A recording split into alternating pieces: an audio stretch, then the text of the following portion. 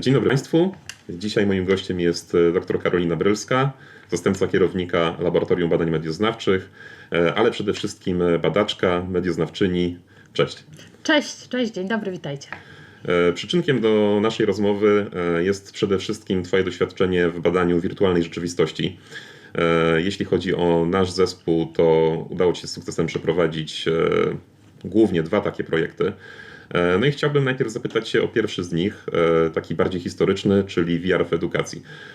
Czy mogłabyś powiedzieć kilka słów na temat tego projektu i przede wszystkim skąd w ogóle pomysł na użycie wirtualnej rzeczywistości i jak to ma się też do nauk o mediach? My w Laboratorium Badań Medioznawczych staramy się nie tylko trzymać rękę na pulsie, jeżeli chodzi o to, co dzieje się w nowoczesnej nauce związanej z mediami i szeroko pojętym komunikowaniem społecznym, no ale także staramy się czasami trochę bawić w prognozowanie i wyprzedzać to, co może być istotne za moment, za chwilę. I tak było trochę z wirtualną rzeczywistością. Kilka ładnych już lat temu, kiedy rozbudowaliśmy nasze laboratorium, kupiliśmy sprzęt, który pozwala nam na eksplorację wirtualnej rzeczywistości jako przestrzeni, w której ludzie coraz częściej, coraz chętniej są, bawią się, uczą, pracują. Mieliśmy taki punkt wyjścia do tego, żeby rzeczywiście takimi projektami się zająć. No i za tym oczywiście poszła też nasza ciekawość. I nasza, i naszych młodszych wówczas jeszcze członków zespołu, czyli studentów, doktorantów także. Razem z nimi po burzy mózgów doszliśmy do wniosku, że taki projekt, w którym sprawdzalibyśmy, na ile efektywnie, skutecznie ludzie uczą się w wirtualnej rzeczywistości, a nie tylko tam bawią, no można byłoby przeprowadzić. Taki projekt właśnie wymyśliliśmy, no i udało się go z sukcesem rzeczywiście zrealizować.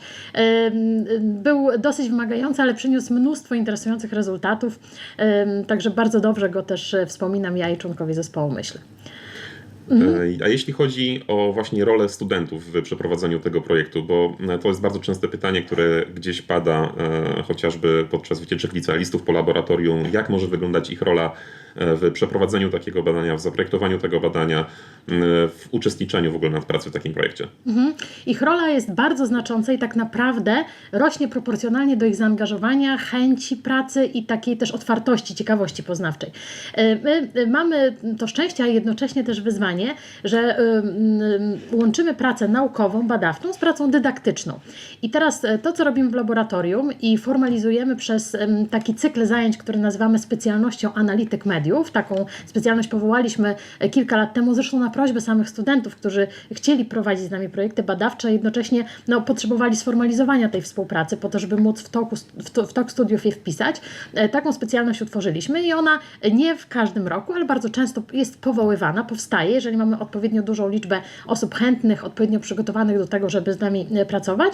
Zapraszamy ich do projektów i razem z nimi realizujemy takie projekty, które ciekawią i nas, i ich, tak? Bo to też jest ważne, że staramy się nie narzucać im tematu, tylko rzeczywiście wybierać takie zagadnienie, którym oni żyją, mogą się zająć nim na dłużej. Więc to jest bardzo taka, powiedziałabym też z własnego takiego osobistego doświadczenia, bardzo wynagradzający odcinek frontu.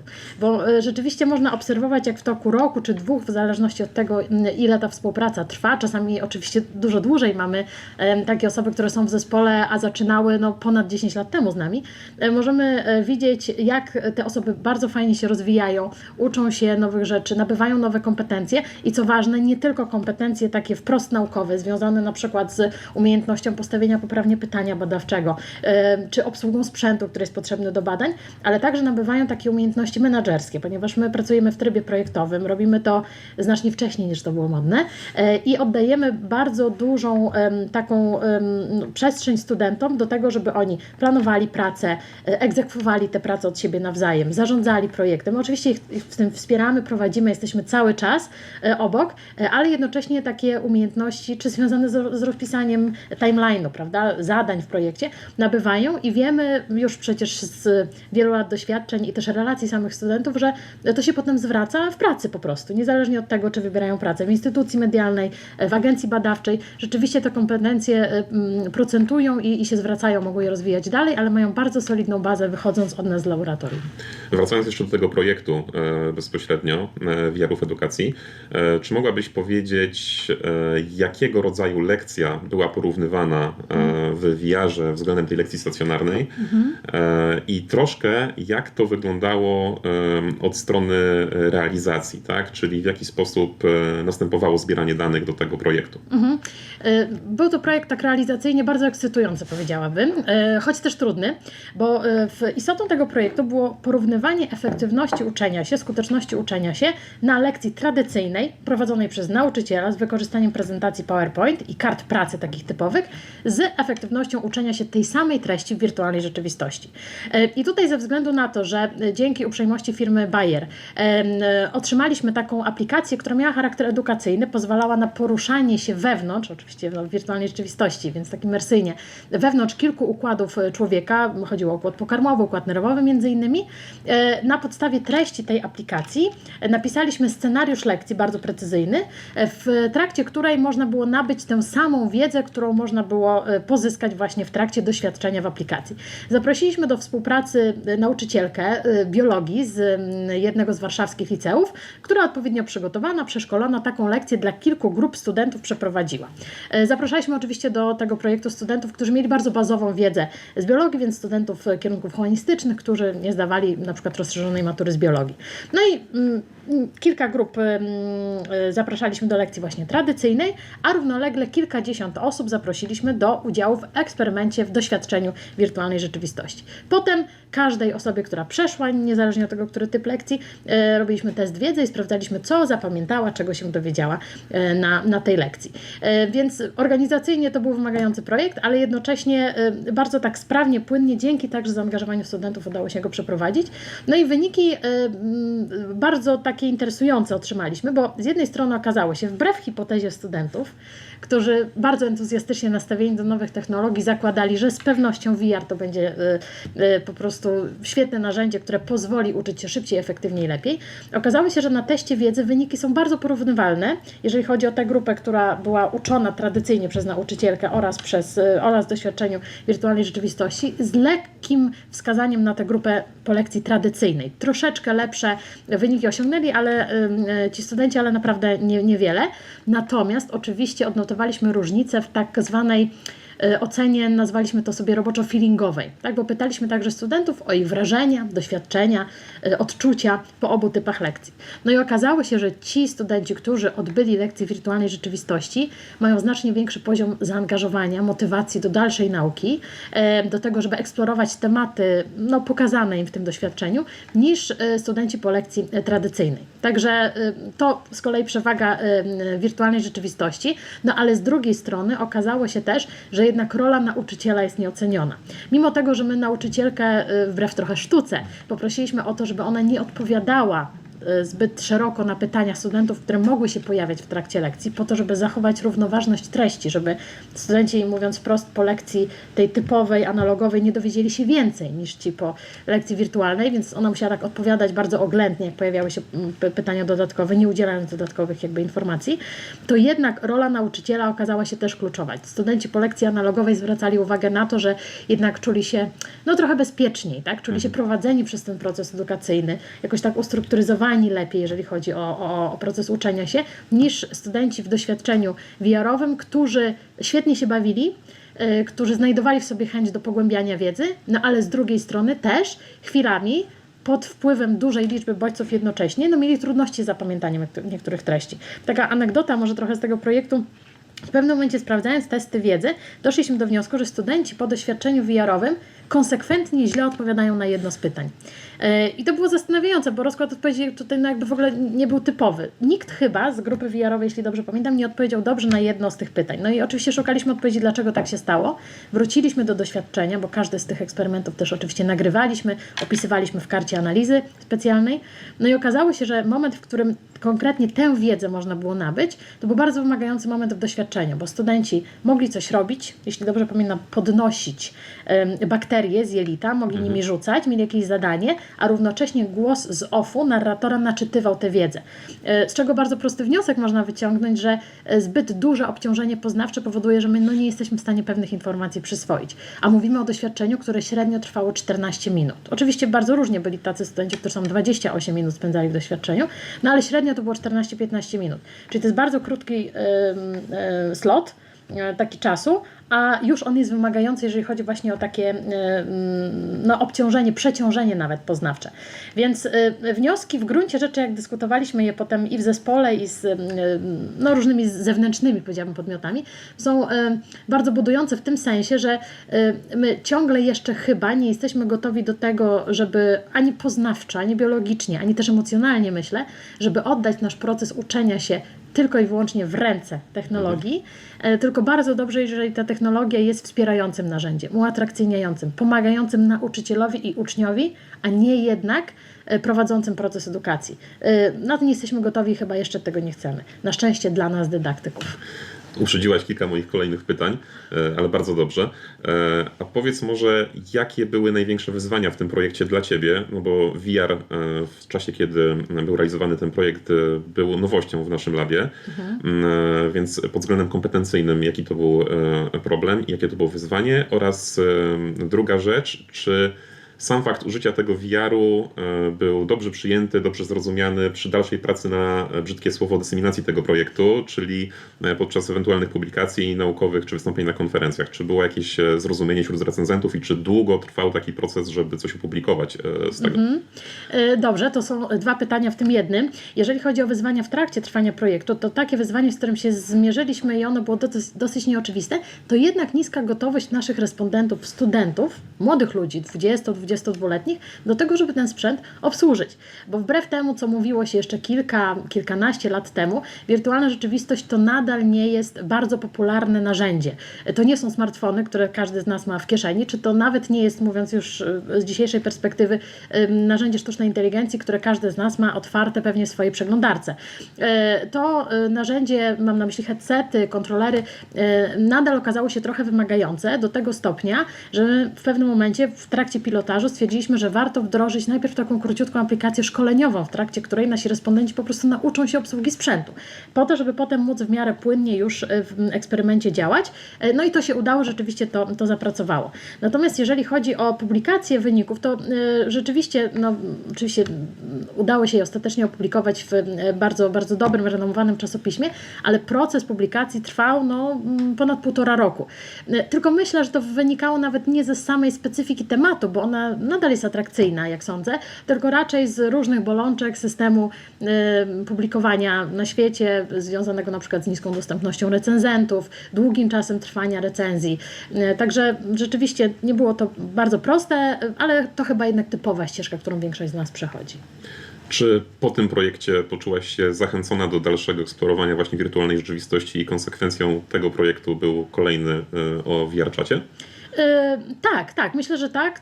To jest mimo wszystko wdzięczna przestrzeń do eksploracji, powiedziałabym, czyli takiego sprawdzania, analizowania naukowego, dlatego że my oczywiście nie uciekniemy przed technologią. My jesteśmy już ten pociąg ruszył, on tylko nabiera prędkości, więc my jako medioznawcy musimy analizować ten styk człowieka z technologią, bo on będzie tylko się zacieśniał. Niezależnie od tego, czy to będą jakby takie technologie imersyjne, jak wirtualna rzeczywistość, czy to będą chipy, które pozwolą nam lepiej monitorować funkcje naszego ciała, czy to będzie sztuczna inteligencja, która przyspieszy nam trochę pracę, zwłaszcza w tych żmudnych, powtarzalnych zadaniach, więc my po prostu powinniśmy to robić, a ponieważ to jest ciekawe, to tym chętniej to robimy.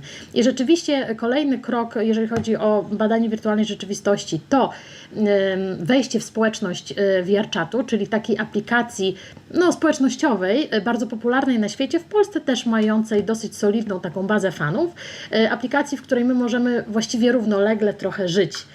Czyli możemy spotykać się tam ze znajomymi albo innymi awatarami, tak, bo to jest przestrzeń wirtualna. Możemy, nie wiem, grać tam w gry, możemy chodzić tam na imprezy, podejmować właściwie wszystkie chyba aktywności, jakie człowiek może podejmować w świecie offline, może to też robić w VR-czacie. I w VR-czacie przeprowadziliśmy 2 projekty. Jeden był poświęcony skłonności do ryzyka. Sprawdzaliśmy, czy ludzie którzy ukrywają się za awatarami albo stają się awatarami, bo to też jest jakby duże pytanie, jak wygląda ta nasza relacja z awatarem, na ile on jest mną, na ile ja jestem nim, a na ile jesteśmy odrębnymi podmiotami, na ile jesteśmy skłonni jako awatar podejmować ryzyko, czy chętniej, czy mniej chętniej niż w świecie rzeczywistym, offline, a drugi projekt poświęcony był właśnie tej relacji człowieka z awatarem. I oba te projekty znowu ciekawe wnioski przyniosły, zachęcające do dalszych badań, więc chyba już z tej ścieżki nie wyjdę. A jeśli chodzi o właśnie te persony, którymi stają się nasi gracze, możesz coś więcej na ten temat powiedzieć, bo to jest bardzo interesujące. Jasne. Mówisz tutaj o projekcie, który realizowałam i który był finansowany przez Narodowe Centrum Nauki i on był, jakby tam badaliśmy dwa takie główne wątki. Po pierwsze samo doświadczenie bycia w VR-czacie, czyli motywację graczy, świadomość zagrożeń i szans, jakie ta aplikacja daje, jakby sposoby w ogóle tak zwanego performowania, czyli w ogóle bycia tam, podejmowania tam różnych aktywności, a z drugiej strony właśnie tę relację ja-awatar. I tutaj przeprowadziliśmy 30 wywiadów pogłębionych z graczami, którzy są tam już długo, kilka lat, grają przynajmniej 5-6 godzin dziennie przez ostatnie 2 lata, a większość zrekrutowanych naszych badanych znacznie częściej i dłużej w tym VR-czacie bywa. No i tam wnioski z niektórych wywiadów były, powiedziałabym, trochę wstrząsające, chociaż z drugiej strony też potwierdzające literaturę przedmiotu, bo ja oczywiście nie jestem pierwszą osobą, która VR-czat bada. Na świecie już sporo takich badań przeprowadzono. Ja spojrzałam na tę polską społeczność graczy, żeby sprawdzić, na ile te wnioski się odnoszą do badań na świecie.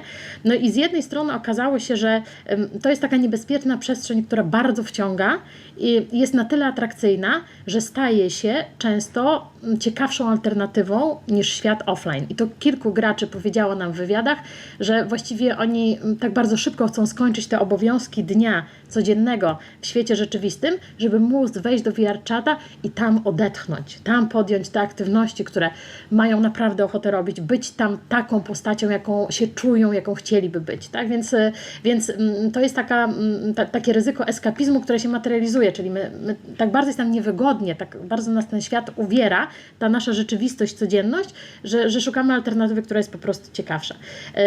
I to taka trochę ciemna strona, z której nie wszyscy nasi respondenci sobie, miałam wrażenie, zdają sprawę. Bo niektórzy mówili o tym, że to trochę zaburza im życie codzienne, nawet rodzinne, ale większość chyba mówiła o tym entuzjastycznie, z tego co pamiętam, jeżeli pamiętam dobrze liczby. Natomiast z drugiej strony są też bardzo istotne takie korzyści, benefity wynikające z bycia w VR-czacie, związane na przykład z treningiem przełamywania własnej nieśmiałości. Tak? Czyli pamiętam takiego respondenta, który mówił nam, kiedyś byłem strasznie nieśmiałą osobą, miałem kłopot, żeby w ogóle nawiązywać relacje. Zacząłem być w VR-czacie, tam podejmowałam swoje pierwsze próby, tam znalazłem przyjaciół i teraz jestem żonaty, mam małe dziecko, mam swoją grupę właśnie takich wspierających osób, przyjaciół i moje życie dzięki VR-czatowi stało się lepsze. Więc to były takie budujące przykłady, które też zwróciły naszą uwagę na takie nieoczywiste chyba zalety związane z wykorzystaniem nowych technologii, że one wiemy z różnych badań, że to, w jaki sposób działają nasze awatary w VR-ze, nie tylko w VR-czacie, w ogóle w VR-ze, może mieć wpływ i bardzo często ma wpływ na to, jak my działamy potem w świecie rzeczywistym. Bo tam mamy pole treningowe, tam mamy różny system zachęt, prawda, możliwość szybkiej weryfikacji, czy jakieś zachowania społeczne działają, czy nie działają. No i potem możemy to przenosić też do świata rzeczywistego i trochę się upraszczając, wulgaryzując, ale jednak terapeutyzować za pomocą wirtualnej rzeczywistości. I to duża zaleta VR-czata, której nie zakładaliśmy, siadając do tych wywiadów. A czy ten wątek terapeutyczny wynika też troszkę z pandemii, która w międzyczasie była? Czy te osoby korzystały z tego VR-czatu przed pandemią, po pandemii? One korzystały przed pandemią i oczywiście po pandemii, natomiast rzeczywiście zwracali uwagę nasi badani na to, że to było takie trochę narzędzie radzenia sobie z pandemią. Tak? Czyli w sytuacji, w której zostaliśmy zamknięci w domach, osoby, które w VR-czacie miały już swoją społeczność, swoich przyjaciół, miały taką furtkę. Takie powiedzieliśmy drzwi do Narni, za którymi można było odpocząć, dobrze się pobawić i spotkać się z przyjaciółmi, bo tak mówią nasi badani o awatarach osób, których bardzo często nie znają. Czasami spotykają się z nimi offline, ale były takie osoby, które w ogóle nie znały fizycznie w świecie rzeczywistym osób kryjących się za awatarami, a mimo wszystko nazywały te awatary swoimi przyjaciółmi, tak? Że właśnie spotykam się tam ze znajomymi, z przyjaciółmi, mogę z nimi spędzać czas i coś tam z nimi robić. Więc to rzeczywiście jedna ze skuteczniejszych chyba strategii radzenia sobie z izolacją wynikającą z pandemii, właśnie obecność w VR-czacie. Chciałem właśnie tym wątkiem pandemicznym troszkę zahaczyć o kolejny projekt, a mianowicie o projekt związany ze szczepieniami. Czy mogłabyś powiedzieć kilka słów, dlaczego akurat chciałaś sprawdzić kwestie związane ze szczepieniami i z mediami społecznościowymi, głównie z Instagramem? Dlaczego taki temat, jak to ma się generalnie do Twoich zainteresowań, badań o mediach? Bo osoby, które gdzieś z boku nas słuchają, oglądają, często są zdziwieni. Okej, jesteśmy z jednej strony w laboratorium badań medioznawczych, ale tak dużo technologii wokół nas. I jak wy to wszystko po prostu łączycie, tak? Z jednej strony VR, z drugiej strony już teraz sztuczna inteligencja, która wchodzi drzwiami i oknami, no a z trzeciej strony tematy stricte związane z medycyną. Dla mnie projekt tak zwany szczepionkowy, tego roboczo nazywamy tutaj w laboratorium, był trochę powrotem do korzeni, bo moje pierwsze prace badawcze dotyczyły perswazyjności języka, czyli tego, w jaki sposób ludzie przekonują siebie nawzajem. I ta kwestia cały czas mnie interesuje. Ona też jest obecna we wszystkich projektach, także tych VR-owych, którymi się zajmowałam. I o ile powiedziałabym, VR jest takim bardzo przyjemnym romansem moim naukowym, tak, ta kwestia komunikowania się perswazyjnego, w którym mamy na celu przekonanie drugiej osoby, opowiadania z świata w jakiś sposób, po to, żeby uwieść jakąś wizją świata, jest dla mnie taką relacją raczej małżeńską, powiedziałabym długą. Więc w tym projekcie akurat zadaliśmy sobie pytanie, czy lekarze skutecznie przekonują do szczepień w mediach społecznościowych? Bo obserwujemy i na świecie, ale w Polsce zwłaszcza, w sensie, jeżeli już spojrzymy na Polskę, to jest bardzo widoczne, coraz większą, rosnącą aktywność specjalistów, w tym zwłaszcza lekarzy w mediach społecznościowych. Jeszcze kilka lat temu, kiedy pierwsi lekarze podejmowali próbę edukacji w ogóle, właśnie na Instagramie, na Facebooku, no to na początku byli trochę przez środowisko medyczne w ogóle ostracyzowani, spotykało się to z niezrozumieniem. Teraz coraz więcej osób, ekspertów, znakomitej klasy, profesorów nauk medycznych zakłada swoje konta i edukuje w zakresie oczywiście swoich specjalizacji followersów, tak, czy odbiorców właśnie na tematy wprost medyczne. No i ponieważ pandemia była takim momentem, który bardzo dobitnie uświadomił nam, dlaczego warto słuchać ekspertów, a niekoniecznie tak zwanych ekspertów z internetu, influencerów na przykład, no to stwierdziliśmy, że warto sprawdzić, że skoro już lekarze są tam, mówią do nas, to czy robią to skutecznie. I temat szczepień przeciw COVID był takim świetnym przykładem, ponieważ no, był bardzo atrakcyjny, w pewnym momencie bardzo interesujący, bardzo trendujący, więc to chcieliśmy sprawdzić. Zmapowaliśmy lekarzy, którzy mówili o szczepieniach w trakcie pandemii w internecie, na różnych platformach, chociaż rzeczywiście Instagram był tutaj, okazał się najbardziej interesujący. Wybraliśmy określone typy postów o określonych cechach, no i sprawdziliśmy i w eksperymencie, i w ankietach, czyli sprawdzaliśmy, jak ludzie reagują na te wybrane posty oraz co o nich sądzą w swoich deklaracjach, w tym co mówią. W ten sposób ocenialiśmy, na ile lekarze rzeczywiście do tych szczepień skutecznie zachęcają. Co jeszcze ważne, sprawdzaliśmy reakcje na te poszczególne posty 3 grup badanych. Osoby zaszczepione, takie, które z przekonaniem przyjęły szczepienia przeciw COVID i jeszcze zachęcały do tych szczepień innych, tak zwanych zaszczepionych entuzjastów. Druga grupa, którą badaliśmy, to byli zaszczepieni sceptycy, czyli osoby, które przyjęły nawet jeśli niepełny schemat szczepień, to jakiś, ale nie czyniły tego z przekonaniem. Raczej z jakichś pobudek zewnętrznych, prawda?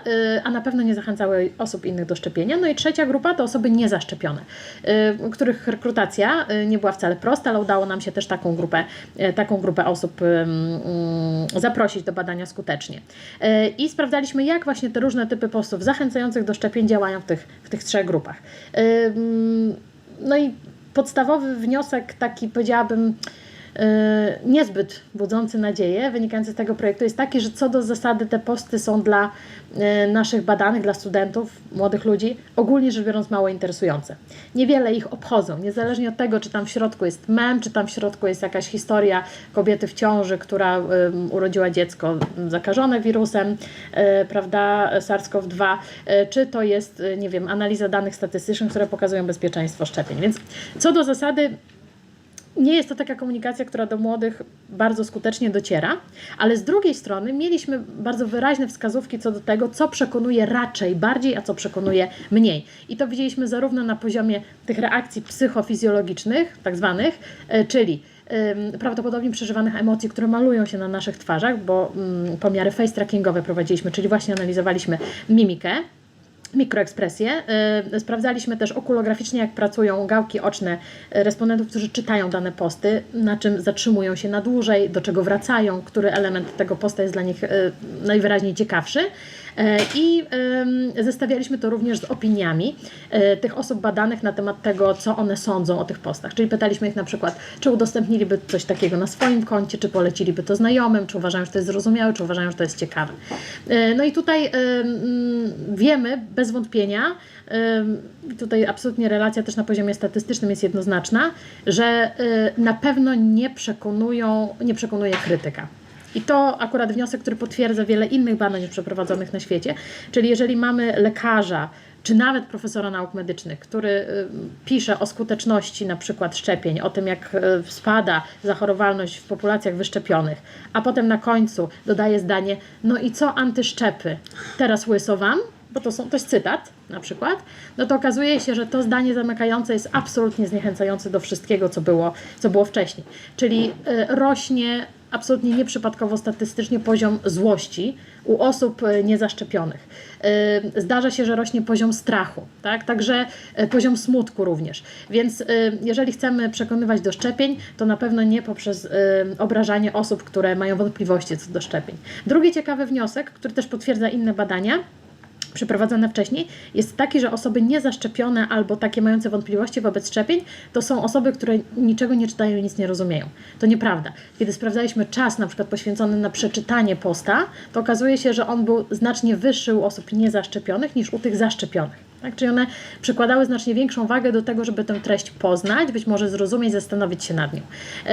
Więc taki osąd krytyczny absolutnie te osoby cechuje, tyle tylko, że no prawdopodobnie one trafiają nie we właściwe źródła wiedzy. Prawda? I te teorie takie spiskowe, antyszczepionkowe okazują się na tyle atrakcyjne, na tyle uwodzące, że no potem bardzo trudno jest taką postawę zmienić. I tutaj kiedyś coś w tym kontekście bardzo inspirującego powiedział profesor Marcin Napiórkowski, też przecież zajmujący się teoriami spiskowymi, że właściwie my nie powinniśmy próbować rozbijać tych teorii spiskowych, które istnieją. My po prostu powinniśmy napisać swoje własne, lepsze, promujące wiedzę naukową. I w ten sposób być może powinniśmy ten problem odmów szczepień, czy w ogóle wątpliwości wobec szczepień rozbrajać, tak? Bo problem jest, to też warto powiedzieć, bardzo istotny społecznie. Tak? Rozmawiamy kilka dni po tym, kiedy na oddziale intensywnej terapii w stanie ciężkim znalazło się dziecko zakażone na błonicę, na chorobę, której przez ostatnie kilkadziesiąt lat w Polsce w ogóle nie mieliśmy. Tak? Także wyszczepialność populacji ludzi w Polsce spada bardzo znacząco. Mamy coraz więcej rodziców, którzy mają wątpliwości związane ze szczepieniami swoich dzieci. No i trzeba się tym tematem zająć, bo on jest po prostu, rodzi bardzo wiele konsekwencji społecznych, finansowych, ekonomicznych, każdych, tak. Czyli jak widać, bardzo ważne tematy społeczne są tutaj poruszane, tak? Zarówno wcześniej kwestia edukacji, później kwestia relacji w wirtualnej rzeczywistości i tego, kim w niej jesteśmy, teraz medycyna, szczepienia. Co dalej? Jakie kolejne plany? Strach się bać, powiedziałabym chyba. Oczywiście od kilku miesięcy zajmujemy się tym, czym po prostu nie można się nie zajmować, jest się medioznawczą współcześnie, czyli sztuczną inteligencją i tym, w jaki sposób my wykorzystujemy tę technologię i co ona z nami robi. Tak? Chcemy badać coś, co sobie hasłowo nazwaliśmy social impact of AI, tak? Czyli społeczny impact, wpływ sztucznej inteligencji, tego, jak ona może redefiniować, zmieniać sposób, w jaki myślimy o pracy, sposób, w jaki myślimy o relacjach społecznych, sposób, w jaki myślimy o rozrywce. Tak więc mamy teraz w laboratorium otwartych kilka projektów poświęconych temu zagadnieniu. Na pewno to będziemy też badać. Mnie też się to wydaje interesujące, więc myślę, że to jest taka ścieżka, o której możemy powiedzieć na pewno, że nią podążamy. A czy po drodze nie zaliczymy kilku skoków w bok? Pewnie tak. Pewnie tak. Za dużo nas ciekawi. To jeszcze ostatnie pytanie. W tych wszystkich projektach mamy dużo do czynienia właśnie z biometrią, z różnego rodzaju danymi też wrażliwymi, czy też z podpinaniem jakichś sensorów. Czy dużym problemem jest gromadzenie respondentów do takich projektów w takiej formule? Jest dużym problemem i świetnie sobie z nim radzimy, mówiąc krótko. Oczywiście, no, z jednej strony tak, w ogóle jakby zachęcenie respondentów do badań staje się coraz trudniejsze. Profesor Gackowski w poprzednim odcinku o tym mówił więcej. Z drugiej strony mamy to szczęście, że zapraszamy oczywiście studentów, z którymi współpracujemy do badań bardzo często i oni też zachęceni efektami naszymi poprzednimi taki udział w naszych badaniach biorą. My oczywiście zawsze bardzo starannie się do tego przygotowujemy, zarówno od strony takiej organizacyjnej, jak i formalnej. Za każdym razem uzyskujemy odpowiednią akceptację Rektorskiej Komisji do Spraw Etyki Badań z udziałem człowieka uniwersyteckiej tutaj, więc już znaleźliśmy chyba sobie sposoby, jak sobie z tym radzić, chociaż oczywiście nie jest to proste. Jakieś gratyfikacje są potrzebne? Jasne. Jeżeli na to pozwala charakter i budżet projektu, oczywiście wynagradzamy udział w projekcie naszych studentów, czasami finansowo. Zachęcamy ich też do zarejestrowania się w panelu badawczym uniwersyteckim, panelu SONA. Jeśli rekrutujemy przez ten panel, studenci otrzymują gratyfikacje w postaci części punktów ECTS, które później mogą zamieniać na coś w rodzaju zaliczeń przedmiotów, więc to też bardzo taki sensowny system. On ciągle jeszcze jest trochę za mało popularny, ale my też ewangelizujemy w tym zakresie i zachęcamy naszych studentów, żeby się rejestrowali i takie benefity pozyskiwali. Ale też muszę powiedzieć, i to jest dosyć budujące, że część naszych studentów, którzy biorą udział w projektach i w charakterze respondentów, i w charakterze członków zespołu, ankieterów na przykład w sondażach, które robimy co roku, są wiedzeni też ciekawością poznawczą. Po prostu przychodzą z ciekawości, chcą sprawdzić, jak to wygląda, proszą potem o wyjaśnienie tego, co się z nimi działo, więc to też jest gratyfikacja, absolutnie nie finansowanie materialna, ale taka, która tę ciekawość poznawczą zaspokaja. Zanim jeszcze się pożegnamy, ostatnia rzecz. Jakie jest Twoje największe wyzwanie i najbliższe plany? To trudne pytanie oczywiście, ale już przyzwyczaiłeś nas do tego, że zaskakujesz ostatnimi pytaniami.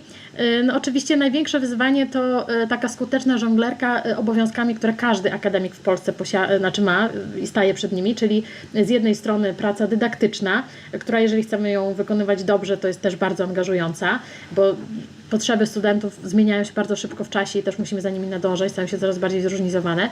Praca naukowa oczywiście, która jest, można powiedzieć, solą tej naszej obecności tutaj. Praca organizacyjna czasem, która także zajmuje sporą część naszego czasu. Mam tu na myśli zarządzanie grantami, przygotowywanie wniosków o kolejne granty, tak, bo wiadomo, że ten pociąg cały czas musi te nowe wagoniki mieć dokładane tutaj. Więc ta udana żonglerka, myślę, że to jest ciągle wyzwanie nieustające dla nas wszystkich i ono się chyba nie zmieni, to trzeba się z tym pogodzić.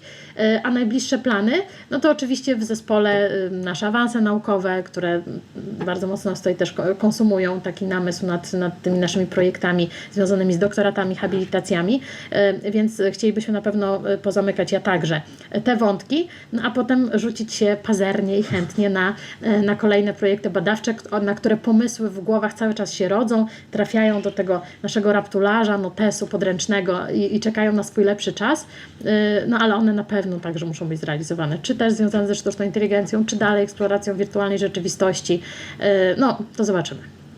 Dzięki za rozmowę. Dziękuję również Państwu za wysłuchanie tego odcinka i oczywiście zachęcam do dalszego śledzenia naszych dokonań zarówno na blogu, jak i dalszego słuchania naszego podcastu.